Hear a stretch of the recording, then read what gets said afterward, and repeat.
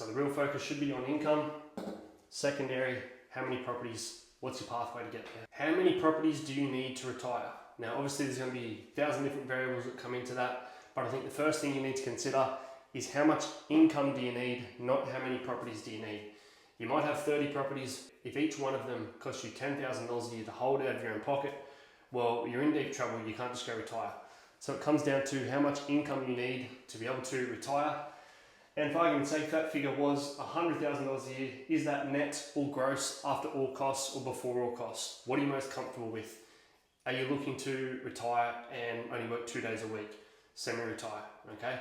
Everyone's situation is going to be different. Now, hypothetically, you go out there, you buy 8 properties, you sell 4, you pay the rest of the debt off, you own 4 outright. But if they're all residential houses, one income, it's probably not going to leave you with a lot of extra income with all costs. If you target a unit block, something with multi-rentals, something with lots of income in the one place, that's going to give you a better net return after all costs. But obviously that's going to come with a higher price point and higher risk, because you're going to have 3-4 lots of everything, maintenance, hot water systems, air conditioners, everything can go wrong, and you might have strata fees, body corporate fees that might be more expensive than just your simple straightforward house.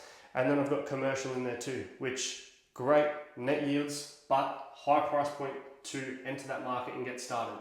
So realistically, everyone's going to start with a resi, established houses, established areas, but having a longer term view, what can you put in to hold longer term and then possibly sell other properties off to get to an income goal.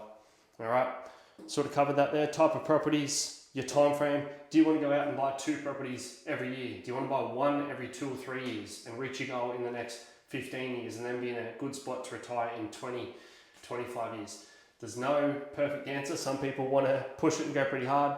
Others just want to be passive and know they're doing something. And in the long run, they're going to be in a better spot.